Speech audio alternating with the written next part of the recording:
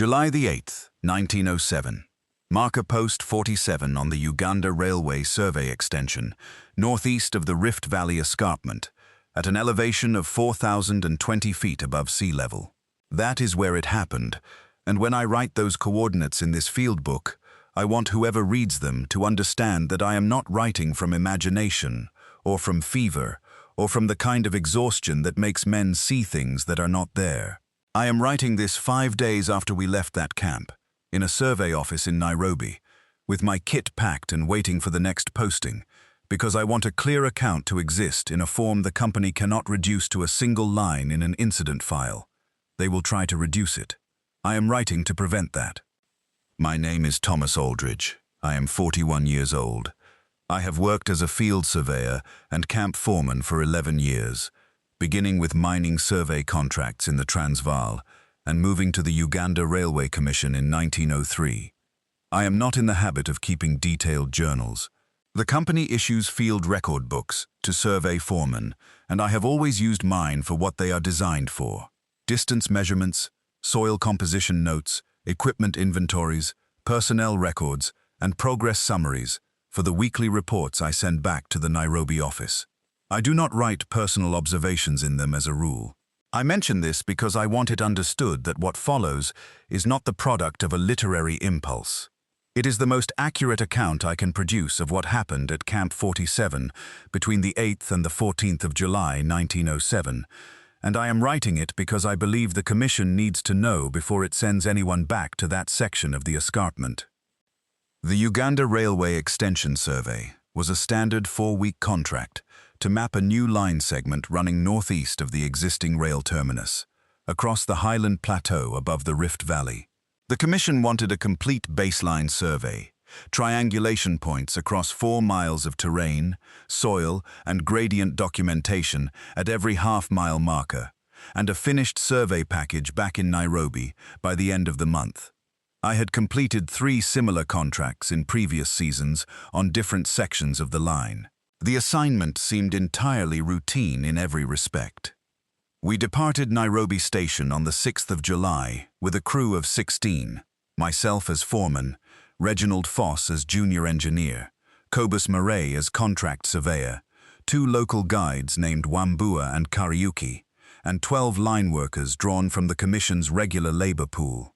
The equipment included 1 transit theodolite, 2 levels, 6 survey rods, 60 iron marking stakes, 2 months of supply inventory, and the usual complement of tents, tools, and camp furnishings.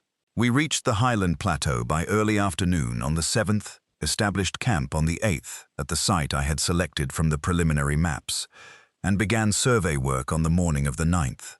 Everything proceeded normally for the first 3 days. I want to describe the campsite carefully because the site itself is relevant. We established it in a natural clearing where a dry creek bed flattened into a stretch of red clay ground, approximately 40 yards across and 60 yards in depth. To the west, the escarpment face rose perhaps 150 feet of layered volcanic rock that cut off the afternoon light from around 4 o'clock. To the east, the highland grass extended flat and dry as far as we could see, reddish-brown and waist-high at the clearing's edge, thinning to ankle height further out.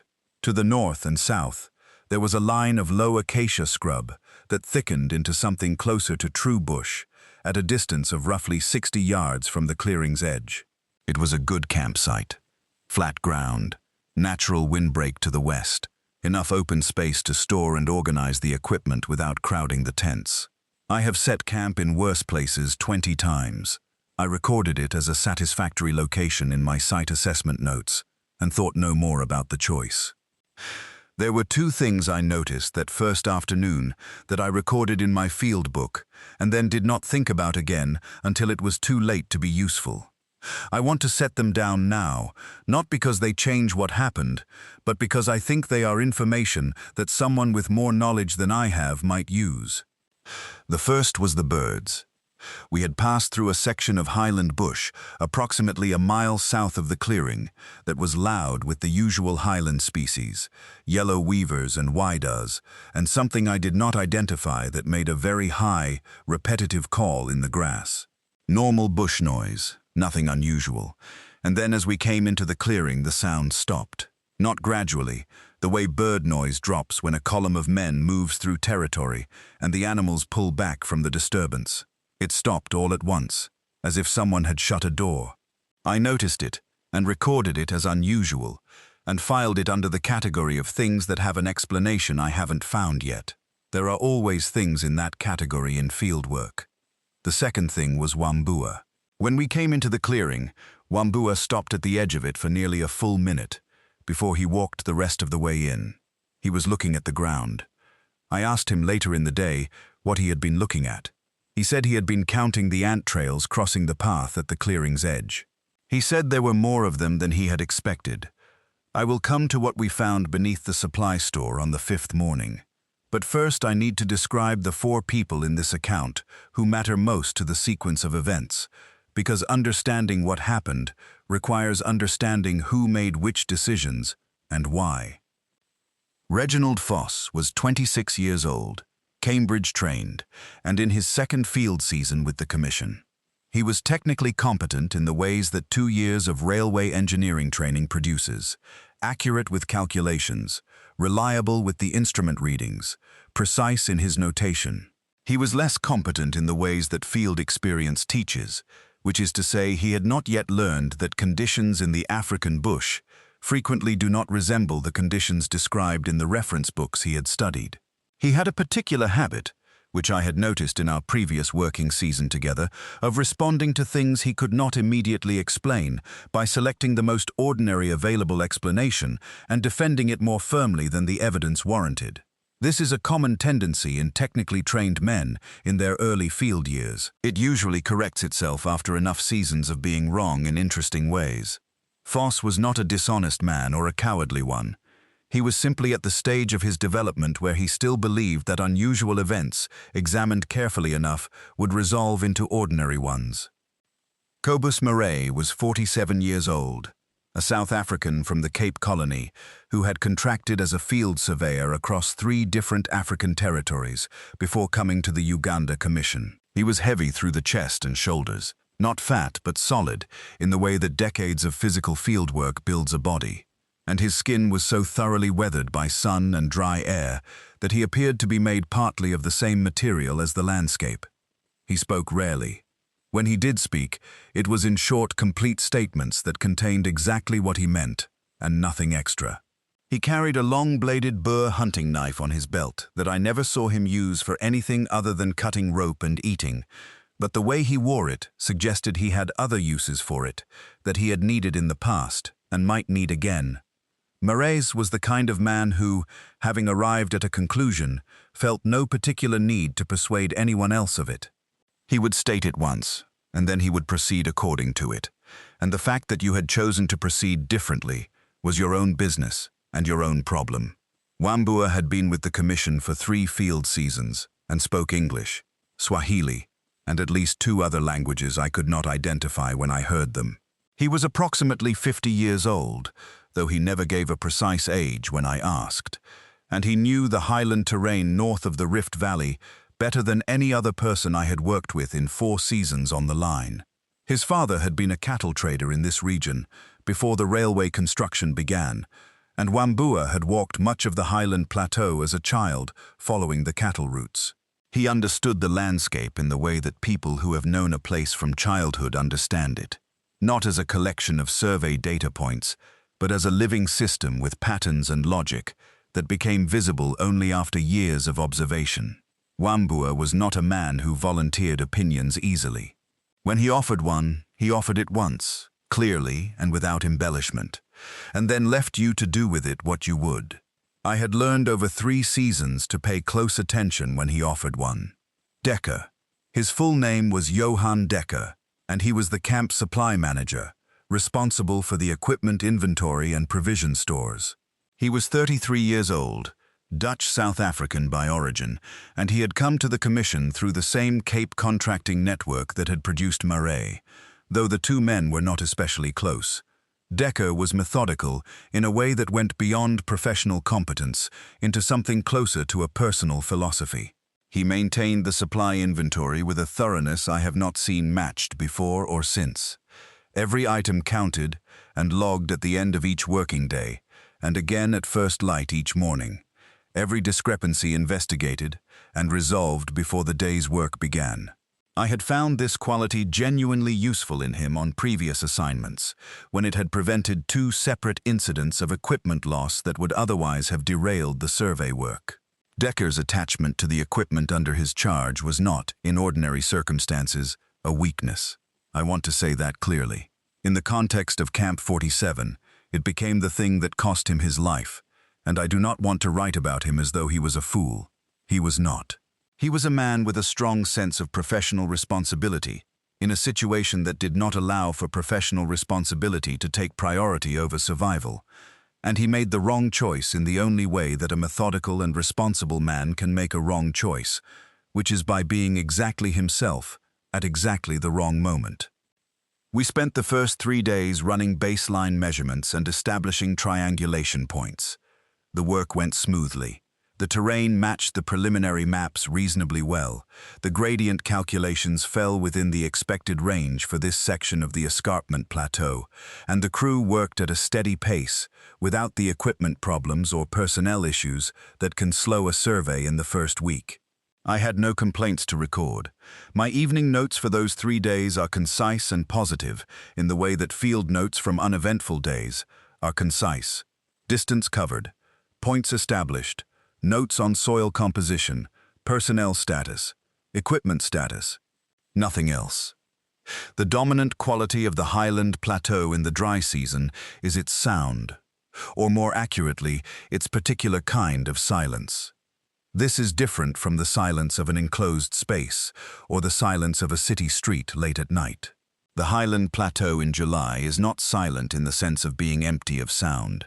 It has wind, and the dry grass moves in it and makes a constant low hiss, and there are small sounds from the soil itself as it contracts and settles in the afternoon heat. But it is silent in the sense of being empty of animal sound. In the valley and in the bush below the escarpment, there is continuous biological noise. Insects, birds, the calls of animals moving through territory. On the highland plateau in the dry season, most of that is gone.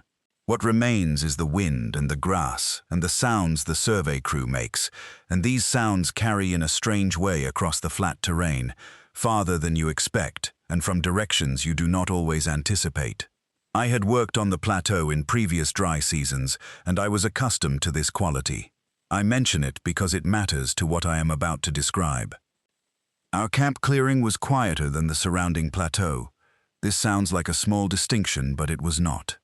The acacia scrub on the northern and southern edges of the clearing should have held bird life, small wrens and sunbirds and the drab gray sparrows that nest in acacia throughout the highland region. It held none. The scrub was as silent as the open ground, and in the late afternoon when the wind dropped, the clearing achieved a quality of quiet that I found faintly unusual, but did not investigate, because there was survey work to do, and the quiet was not a problem, merely an observation. The sound that came from the scrub on those first 3 evenings was not silence. It was a very low, dry rattling, more felt through the soles of the boots than heard clearly with the ears, consistent enough that I noted it on the first evening as possible wind movement through the dry acacia branches and did not note it again. Dry branches in dry wind make noise. This is not an unusual observation. I will come to what that rattling actually was, but I am recording the sequence in order, because the sequence is the evidence. On the evening of the 3rd day, which was a Thursday, Wambua came to my tent after supper. He stood at the entrance for a moment, which was his way of indicating that what he had to say was something he wanted me to hear carefully rather than absorb as a passing remark. "These ants do not sleep," he said. I asked him to explain. He said that the ant columns crossing the northern edge of the clearing had been active at every hour he had checked since we arrived, including well after midnight on both previous nights. He said that most ant species of the highland region were inactive after dark because of the temperature drop that comes with altitude, and that columns this active after dark were outside his experience. He said that the size of the individual ants he had observed was also outside his experience and outside the range that he had names for in either Swahili or English. He said this carefully, not with alarm, but with the measured precision of a man reporting an anomaly. I thanked him. I wrote it in my field book. I told him we would keep the food stores properly sealed and be careful about leaving food scraps near the tents. He listened to this without expression and then went back to his tent without saying anything else. I understood, much later, that this was because he thought I had heard the words without understanding what they were telling me. He was correct. That night, the third night at camp, was when the clicking began. I was lying on my camp cot, writing up the day's survey measurements by lantern light. It was approximately 11 o'clock by my watch. The sound was low and dry and rhythmic, a rapid ticking pattern with a frequency that reminded me of a clockwork mechanism, but spread across a range, as if the mechanism were very large, or many mechanisms were operating in rough coordination. It came from the direction of the northern scrub line. I set down my pen and lay still, and listened, and the sound did not change in pitch or volume or distance during the time I listened to it. It held its position. After perhaps 20 minutes, it stopped entirely, all at once, without any gradual diminishment. I noted the time, the direction, and the approximate duration in my field book, and went to sleep. At breakfast the following morning, I raised it with Foss and Marais. Foss said it was almost certainly cicadas, that the dry season brought out species inactive during the wet months, that the rhythm I described was consistent with insect stridulation, and that the apparent directional quality of the sound was easily explained by acoustic reflection from the escarpment face behind the camp. He said this with the confidence of someone who had arrived at the explanation in advance of examining it and found it satisfactory. Marais ate his porridge. After a pause, he said that he had heard the sound as well, and that in his experience, katydids and similar insects did not produce the lateral distribution I was describing, the quality of the sound seeming to come from several points along a line rather than a concentrated source. Foss said that seemed to him consistent with reflection. Marais said he supposed it might be. The matter rested there for that morning. The survey work continued. Foss was not wrong about everything he said, which is the difficulty with men like Foss. They are right about enough things that when they are wrong with authority. On the fifth morning of the survey, which was a Saturday, Decker found the first stripped stake. The survey stakes were iron rods approximately 18 inches in length and 3/4 of an inch in diameter, painted red at the upper end for visibility against the clay and grass, used to mark triangulation points and maintain the baseline alignment. They were standard issue equipment, and we had brought 60 of them in 2 flat tins in the supply store. Decker's morning inventory, which he began at first light each day while the rest of the crew was dressing and preparing for breakfast, always included a count of the stakes, because they were occasionally pulled from the ground by curious animals or local people passing through the area, and a missing stake could throw off the day's triangulation if not detected early. On the fifth morning, one of the stakes in the equipment tin had been cleaned. The red paint was gone from the upper section. The rust coating on the iron, the thin film of orange-brown oxidation that forms naturally on iron kept in outdoor conditions, was also gone. The stake was bare gray metal, smooth and even to the touch, with no tool marks or scratches visible on its surface, and no chemical smell that would suggest a solvent treatment. Decker brought it to my survey table without comment, and laid it in front of me. I picked it up and turned it in my hands for some time, examining the surface. I had worked with iron equipment in tropical and subtropical conditions for 11 years, and I was familiar with the various ways that iron surfaces degrade or get treated: rust, chemical stripping, filing, sanding, abrasion from sand or rock. What I was looking at did not resemble any of those processes. The surface was uniformly bare in a way that implied the removal had been even and total, the rust taken off not just from the high points as abrasion would produce, but from every microscopic surface of the iron, leaving it bright and smooth as new manufactured steel. The tin that had held it showed no corresponding treatment. Nothing else in the equipment store had been touched. I called Foss and Murray to look at it. "An ant cannot strip iron, Aldridge," Foss said, when he had examined the stake and set it back on the table. He suggested that someone on the crew had cleaned it, for reasons of their own, possibly cleaning it as personal equipment through some misidentification, possibly as a kind of joke or idle occupation. He was willing to entertain a range of explanations that did not require the ants to have caused what we were looking at, and he enumerated several of them. He was not willing to entertain explanations that did require the ants. Murray turned the stake over in his large hands for longer than Foss had. He set it down on the table. He said, in a quiet voice directed at no one in particular, that he would like to know where Wambua thought the stake had been during the night. I asked Wambua. He came and looked at the stake, and then he walked to the base of the supply store canvas and crouched and examined the ground there. The red clay around the supply store was soft enough from the previous night's ground dew that it held impressions well. Wambua showed me the trails. They ran from the northern scrub line to the base of the supply store canvas, in lines approximately 2 to 3 inches across, composed of very small individual depressions pressed into the clay by feet that were too numerous and too small to count individually from a standing position. The trails ran directly to the base of the supply store canvas. They did not circle it or cross it in multiple places.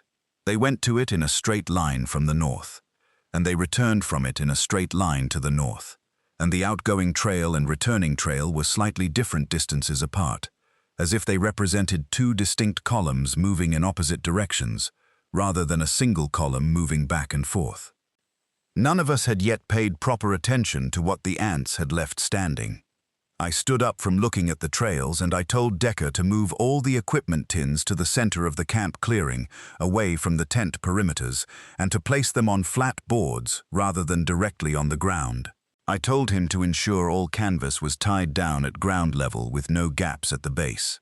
I told Murray I intended to set a watch rotation that night covering the northern scrub line. Foss said that a night watch seemed excessive given what we actually knew, which was that a piece of iron equipment had been cleaned by an unknown process. I said that it was my decision to make, and that I had made it. He did not argue further. That afternoon I walked the camp perimeter with Wambua to assess what else we were seeing. We found 11 ant trails crossing from the northern scrub line into the clearing, and 3 more crossing from the southern scrub line.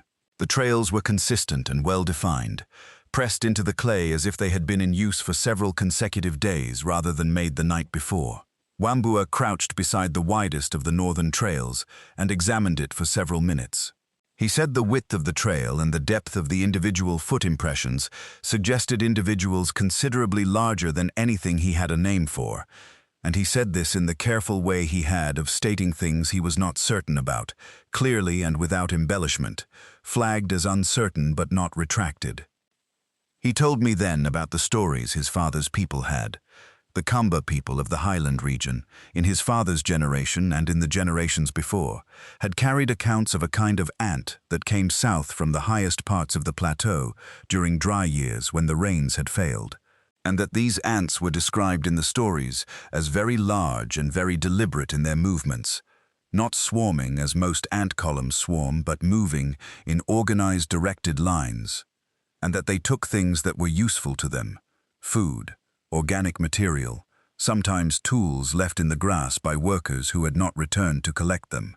He said the stories mostly concerned livestock losses, which was what the Kamba people of his father's time would have cared most about, and that he did not know how much of the accounts were accurate in their details, because these ants had not been seen in the region in at least 2 human generations.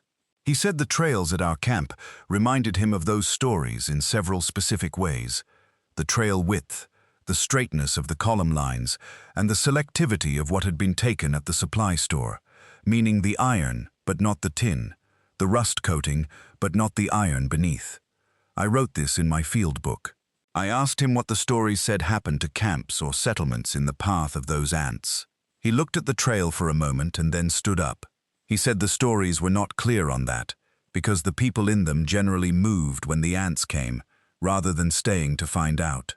He did not say this as a recommendation, at least not explicitly, but it was, I understand now, a recommendation. That second night, the fourth of our survey, I placed 2 men on watch on the northern side of the camp from 11 o'clock until 2 in the morning. Pritchard, who had been with the Commission 3 seasons and was not easily alarmed, and a line worker named Oda, who was experienced and steady.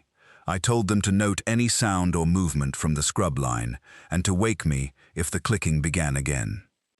Pritchard woke me at 22 minutes past midnight.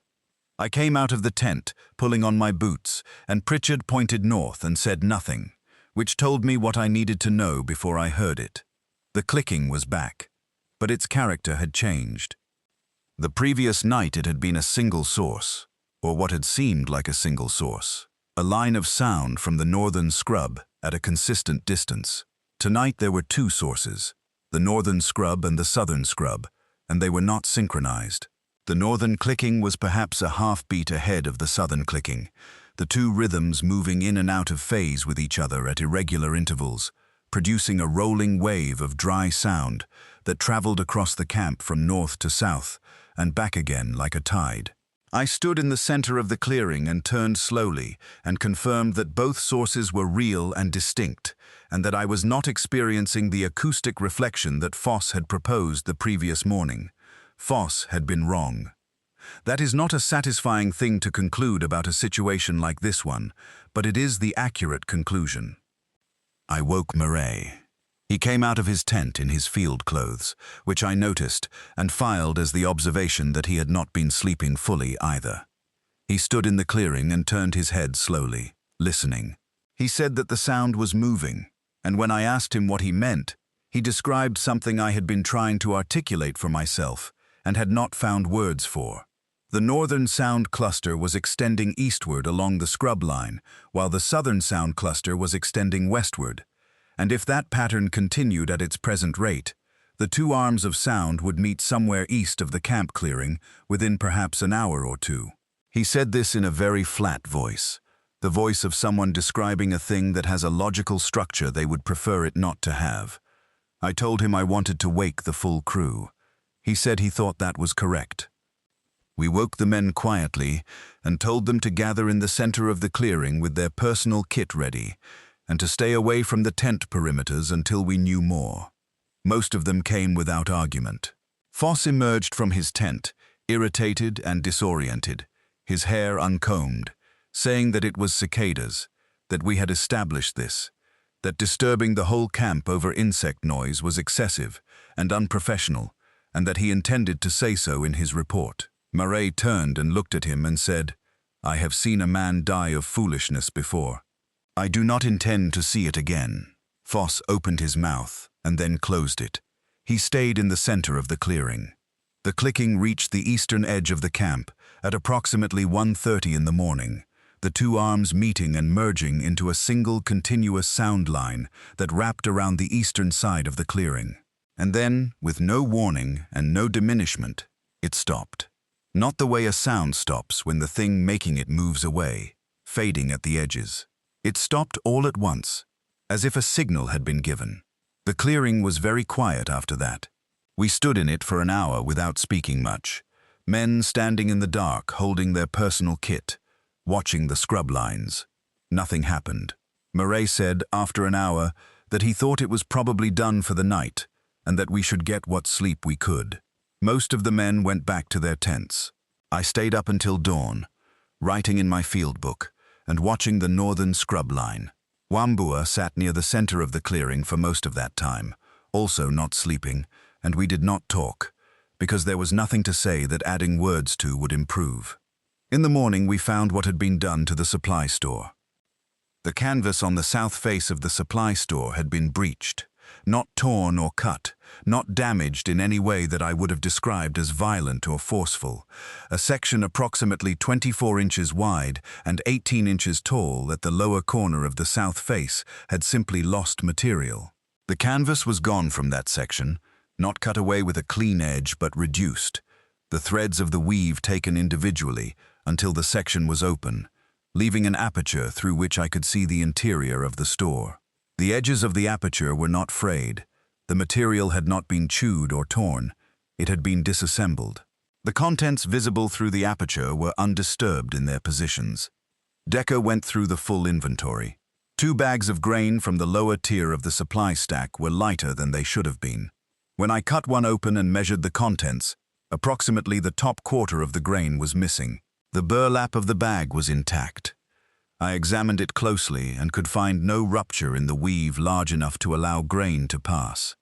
But when I held the burlap up to the morning light, I could see very small apertures in the fabric, barely visible, through which individual grain kernels could have passed one at a time if drawn through from outside. That morning, I laid everything we had observed on the table in front of the crew and asked for opinions on whether to continue the survey or to pack and move back to the southern baseline camp. Foss said the evidence was consistent with known insect behavior patterns in the region, that the supply store canvas could be replaced with additional material from the reserve stores, that the grain loss was an acceptable percentage of the total provisions, and that abandoning a commission contract on the 5th day of 4 weeks' work was not something he could recommend. He said the appropriate response was enhanced storage protocols and the addition of metal barriers at the base of the supply store canvas. He said this calmly and with some conviction, and he was not entirely wrong about the practical options available to us. He was wrong about the fundamental nature of what we were dealing with, but that conclusion required a leap that his training and professional self-interest made it difficult for him to make, and I understood that, and I did not force it. Murray said that he had worked in African bush conditions for more than 20 years and had never observed insect behavior consistent with a systematic, multi-night operation involving geometric encirclement patterns, material selective foraging, and what he could only describe as deliberate testing of camp defenses over multiple nights. He said we were not equipped, in terms of personnel, equipment, or knowledge, to manage what was at this camp. He said the prudent course was to take the critical instruments and move south to the baseline camp, where they could assess their options from a safe position. He said this without drama and without looking at Foss. I asked the line workers. 7 of the 12 said they thought we should leave. 4 said they would stay if I decided to stay. Pritchard said he thought going back to the rail line made more sense than staying, but that he would do what the job required. Decker had been standing at the edge of the group without speaking. When I turned to him, he said that he thought the appropriate course was to stay, and that he could not, in good conscience, recommend leaving the Commission's equipment unsecured in the field. He said the supply inventory was too large to move in a single trip with the personnel available, and that leaving it was not acceptable to him. He said this plainly, not as an argument, but as a statement of his position. And when I told him that supplies could be restocked, and that the Commission would prefer to restock them rather than lose personnel, he said he understood that was my view, and that he respected it. I made the decision to stay one more night. I am recording this clearly and without qualification, because it was my decision, and it was an error. Murray's had given me his analysis. Wambua had given me his. The evidence across 5 days was clear in its pattern if I had been willing to follow the pattern to its conclusion, rather than stopping at the point where the conclusion made me professionally uncomfortable. I did not follow it. I decided to stay because abandoning a field survey contract at the end of its first week, based on ant behavior, however unusual, was not something I was prepared to do without one more night of evidence. And because I thought that with a full crew on watch and the camp reinforced, we could manage whatever the night brought and depart in the morning with a clearer picture to present to the Commission. This was a reasonable analysis of an unreasonable situation, and reasonable analyses of unreasonable situations are frequently wrong. We spent the rest of the 5th day reinforcing the camp. We doubled the canvas on the supply store and staked it to the ground at 6-inch intervals along the perimeter, leaving no gaps at the base. We moved all the equipment tins to the center of the clearing and placed them on the metal sheets used as ground protection under the transit. We set a 4-man watch rotation covering all sides of the clearing, with 2-hour shifts starting at 10 o'clock. I told every man on watch that if the clicking returned closer than it had been the night before, they were to wake me immediately, not to wait and see if it changed. The clicking that night did not return from the edges. It began on all four sides simultaneously, at 12 minutes past 10. Not gradually, not building from a distant point. At 12 minutes past 10 by my watch, which I was holding when it happened, the clicking was present on all four sides of the clearing at the same volume, at a distance I estimated at 30 yards from the tent perimeters, which was roughly at the inner edge of the scrub, on the northern and southern sides, and in the long grass on the east. All four of the men on watch came to me within 2 minutes of each other, with the same report, and I had already heard it from my tent. I came out into the clearing. Murray was already there. Wambua was there. I looked at the faces of the two men who had come to get me, and I told them, quietly, to begin waking the crew, and to do it without shouting. Murray came and stood beside me, and I did not need to say anything to him, and he did not say anything to me for several minutes. We stood and listened to the clicking. It was louder than it had been on any previous night. Not dramatically so, but measurably, the kind of increase that registers more in the chest and the back of the throat than clearly in the ears. And it was moving, but moving differently than it had before. Previously the movement had been lateral, the sound extending along the scrub lines as the ants spread out. Tonight, the movement was inward.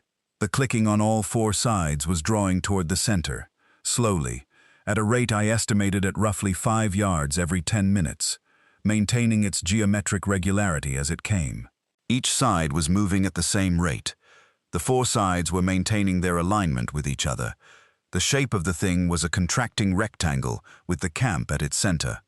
Murray said, very quietly, that he thought we should begin packing now. I told him I agreed. I woke the crew. I told them we were packing the instruments and the personal kit and moving south to the baseline camp tonight. Most of them understood from my voice that I was not proposing this for discussion. They began breaking down their tents and gathering their kit without argument. Pritchard organized 4 men to carry the instrument cases. Foss asked me, once, if I was certain this was necessary, and when I said that I was, he put on his boots and began rolling his kit bag. Wambua was already pulling the perimeter stakes from the ground on the east side of the clearing. Decker was at the supply store. I noticed this when I crossed the clearing toward the north side and saw his lantern still burning at the store entrance. He was standing inside with his field book open, completing the nightly inventory. I told him to stop and pack his personal kit. He said he knew we were leaving and would be ready when he finished the count. I said there was no time for the full count, that we were taking the instruments and the personal kit, and that the supply store would be left. He put down his field book and looked at me with an expression I had not seen on his face before, which was the expression of a man who has heard a thing that goes against a principle he holds so deeply that the refusal of it is almost physical. He said he respectfully disagreed with leaving the store. He said he intended to stay with it until I could arrange a return trip in the morning with a larger carrying party. He said he had the inventory ready and could guard the store through the night. I told him he was not staying.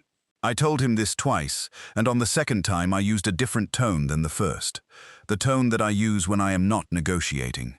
He said he understood. He did not move toward his personal tent. The clicking changed pitch at that moment. Not louder exactly, though the volume may have increased slightly.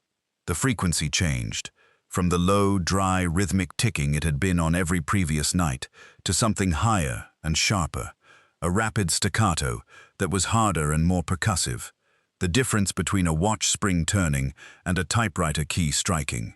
I felt it in my back teeth before I fully processed it as sound. I saw every man in the clearing flinch at the same instant, including the ones who had been half asleep and stumbling through their packing. The first column crossed the southern perimeter at 13 minutes past 11. I was facing south because the pitch change had come first from the south side, slightly ahead of the others, and I was watching that side when it happened.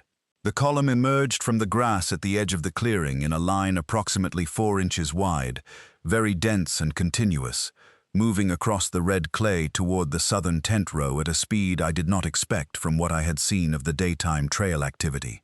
These were not the tiny grain-taking workers I had examined by daylight in the trail impressions.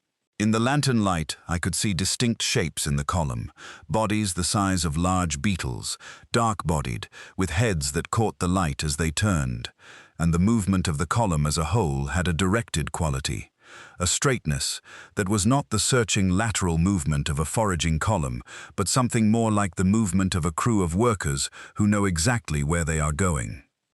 The column reached the southern tent row and went straight up the canvas of the nearest tent and over the top and through it. I do not mean it found a gap, I mean it went through the canvas itself, the weave opening to let the column pass and not, so far as I could see, closing again behind them. 3 more columns crossed the eastern perimeter within the following 4 minutes. I shouted to the instrument carriers to move. Pritchard was already moving. He had the presence of mind that experienced field men have, and he and the 4 men with the instrument cases were heading north toward the track before I had finished the shout. 2 other men followed them without being told. Foss ran. I will say this plainly and without judgment, because running was, at that moment, the correct thing to do, and Foss did it quickly and in the right direction, which under the circumstances was a form of competence. I stayed at the edge of the clearing for the time it took me to observe what the columns were doing inside the perimeter, because I believed then, and believe now, that what I saw was important information, and that someone needed to see it and record it. The columns that had crossed the south and east perimeters did not scatter when they entered the clearing. They did not exhibit the spreading, searching behavior of ants encountering new territory. They went to specific targets in straight, maintained lines. The targets were the canvas items, the tents, the canvas covers on the supply boards, the fabric of the bags and rolls that had not been moved inside the store. The southernmost tent went in the time I estimated at 8 to 10 minutes. The canvas walls first, then the canvas ground sheet, then the rope guys, then the fabric of the gear bags left inside. The metal items within the tent, the folding cot frame, the survey stakes that had been at the tent's corners, the tin cup on the supply board inside the tent flap, were not touched. When the canvas was gone, the column withdrew from that location and redirected to the next target. The poles of the tent stood bare, and the cot frame stood bare on open red clay, and everything else was gone. I called to Decker twice. He called back from inside the supply store that he was coming. I did not hear him after the second response. I went north to the track. There was no good reason to stay longer, and several reasons not to. I am writing this without apology or mitigation, because the account needs to be honest. I called twice. I did not go into the supply store after him. I went north. We moved north on the track at something close to a run for the first half-mile, and then at a fast walk for the remaining 3.5 miles to the southern baseline camp, arriving approximately 2 hours before dawn. I counted heads. 14 men. Foss, Marais, Wambua, Pritchard, and 11 line workers and myself. Decker was not there.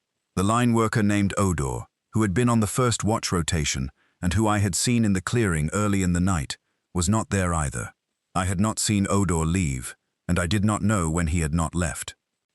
I sent Pritchard and 2 men back along the track at first light to see if they were following behind us. They returned 2 hours later. They had not found them. At dawn, I organized a 5-man party to return to Camp 47. Marais came with me. Wambua would not come, and I did not press him, because a man who will not go back to a place has usually thought about it more carefully than a man who will. The walk to the camp took just over an hour on the track. We smelled it before we saw it. Not blood or burning. Something dry and metallic and slightly bitter, the smell of freshly exposed iron in quantity, which is a smell I know from the Transvaal mines and which I had not expected to encounter on a highland plateau. We came into the clearing from the north. The southern tent row was gone to the poles, not fallen or collapsed. The poles stood upright at their correct positions, and the guy wires lay coiled at their bases in neat loops, as if someone had removed the canvas carefully rather than torn it down. The supply store, the canvas walls were entirely gone, the wooden frame of the store standing bare like the bones of a structure, the floorboards intact, the metal equipment cases on the boards intact and unopened. Everything in the store that was metal or glass was present. Everything that was fabric, leather, plant-processed material, rope, paper, wood finish was gone. The iron transit case was there. The survey instruments inside it, when I opened the case, were undamaged. The wooden handles of the two hand levels were stripped of their varnish down to bare wood. The varnish was gone. The wood beneath it was intact. Decker's tent was gone to the poles. His metal equipment case lay open and empty on the clay beside the poles. The case itself intact, the contents absent. The items that had been inside the case, his field book, his provision pouch, the personal kit he carried, these were gone. We found no remains. I want to be clear about this. We found nothing that indicated either man had experienced a violent death in any form I could recognize or interpret. We found the absence of them in the same way we found the absence of the canvas and the rope. A space where they had been, now empty, with the metal things standing untouched. The stripped iron stake from the fifth morning was in the center of the supply store area. It was standing upright in the red clay, driven into the ground to a depth of perhaps 3 inches, at the exact center of the space where the store had been. The equipment tin that had held it was gone. The stake was not in anything. It was standing in packed earth, upright, and there were no impressions around its base that I could identify as the marks of a tool, or a hand, or anything that could have placed it there. I crouched beside it for a long time, then I pulled it out of the ground and put it in my kit. I have it now. It is sitting on the survey table in the Nairobi office as I write this. The surface is the same bare grey metal it was when Decker first brought it to my table on the fifth morning. I do not know what happened to Decker and Odor. I am writing that honestly because this is an honest account. I was 40 yards from Decker when the columns crossed the perimeter, and I called to him twice and he answered. That is the last information I have. The rescue party found nothing on the track. The camp told me nothing I could interpret with confidence about what happened to them after I left. I have spent considerable time since returning to Nairobi, attempting to arrive at a rational account of what the columns would have done to a man standing in their path, and I cannot arrive at one that I am willing to write down, because any account I construct is speculation, and the men who might be able to confirm or deny it are not available to me. I am going to conclude this account with what I believe, not only with what I can prove, because I think what I believe is information the Commission needs. I believe that what was at Camp 47 operated with a degree of organized collective intent that is not consistent with any insect behavior I have previously observed or read about in 11 years of fieldwork in 4 African territories. The sequence of activity across 7 nights was not random or reactive. It was progressive. The first nights established reconnaissance, the clicking at varying distances and positions, mapping the geometry of the camp.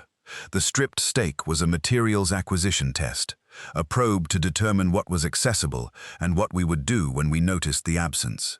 The canvas breach was a structural probe, testing the permeability of the store to the organism's method of entry. The grain extraction was a resource acquisition test, determining what organic material the store contained and how efficiently it could be removed through intact fabric. Each stage was followed by a pause of at least a day, during which the behavior of the camp occupants was evidently observed, and the subsequent stage was calibrated to account for whatever response we had made. When we moved the equipment tins to the center of the camp, they stopped testing the equipment tins. When we set a perimeter watch on the northern scrub line, they shifted to 2 simultaneous sound sources, drawing attention eastward while the southern canvas was breached. When we doubled the canvas and extended the watch to 4 sides, they changed the approach entirely. Simultaneous activation on all 4 sides, eliminating the possibility of a directional response, followed immediately by the breach. These are not instinctive responses to environmental stimuli. They are tactical adjustments to a resistance that is being assessed in real time. I do not know what name to give to this. I am a surveyor and a camp foreman. The appropriate vocabulary for what I observed is not in my professional training. But I want whoever reads this account to understand that the ants at Camp 47 were not behaving as ants behave. They were solving a problem, and the problem they were solving was us. I am recommending the following to the Commission, and I want these recommendations recorded formally. No survey crew should be returned to the Camp 47 site, or to any section of the escarpment plateau northeast of marker post 42, until a systematic assessment of the northern and southern scrub zones has been conducted by personnel with appropriate knowledge of highland ant biology. I am not qualified to say what that assessment should consist of, but I am qualified to say that it is necessary before any human activity resumes in that area. Any work parties operating in the Highland Plateau Zone should be advised that the dried clicking sound I have described, when heard from the surrounding scrub at night, is not insect noise of the ordinary kind and should be treated as cause for immediate relocation of the camp. There should be no second night of observation. The relocation should be immediate. No organic material, including canvas, rope, leather, and stored provisions, should be left at ground level at any campsite in the zone northeast of the escarpment base. Metal storage containers closed at all seams appear to be the only effective physical barrier to the ants' extraction capability. If any crew member refuses an evacuation order, citing the need to protect company equipment, the order should be treated as non-negotiable and enforced if possible. And if not possible, the Commission should accept that the company equipment will be lost and that this is an acceptable trade. Decker made his choice, and I made mine, and I will carry both of those facts for as long as I live. But if I could write one thing at the end of this account that a future foreman would read and act on, it would be this: the equipment can be replaced.